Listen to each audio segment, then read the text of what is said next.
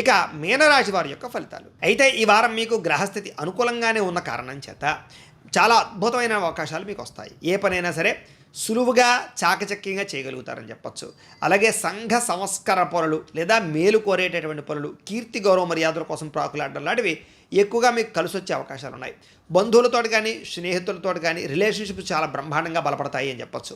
అలాగే ఎవరితోటి గొడవలు పెట్టుకోకుండా ప్రశాంతంగా ఆనందంగా ప్రేమగా మెలగడానికి ఎక్కువ ప్రయత్నాలు చేస్తారు. అందరినీ కలుపుకునే ప్రయత్నం చేసి ముందడుగు వేస్తారు. సఖ్యత బాగా పెరుగుతుందని చెప్పచ్చు.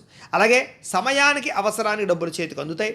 అలాగే కొంతమందికి ఏదైనా అవసరం ఉంటే కనుక వాళ్ళకు కూడా మీరు సహాయ సహకారాలు చేస్తారు. తద్వారా రిలేషన్షిప్స్ చాలా బ్రహ్మాండంగా బలపడతాయని చెప్పచ్చు. అలాగే ఆధ్యాత్మిక చింతన బాగా పెరుగుతుంది. ఆలయ దర్శనాలు చేయడం, పూజలు, దాన ధర్మాది కార్యక్రమాలు పాల్గొనడం, ఇంట్లో కూడా శుభకార్యాల్లో పాల్గొనడం జరిగే అవకాశాలు కనపడుతున్నాయి.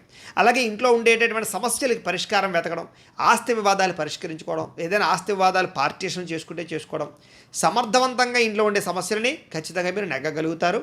అందరితో సఖ్యతగా ఉంటారు.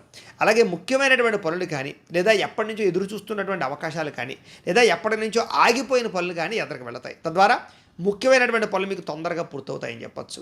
అలాగే ఇంటి అభివృద్ధికి, గ్రామాభివృద్ధికి, వంశాభివృద్ధికి, మీ కెరీర్ వృద్ధికి ఇలాంటి వాటి కోసం బాగా ప్రాకులాడతారు, ఎక్కువ తపన పడతారు. అంటే మిమ్మల్ని మీరు బాగా గొప్పగా ఒక మెట్టి ఎక్కడానికి ప్రయత్నాలు ఫలిస్తాయని చెప్పచ్చు.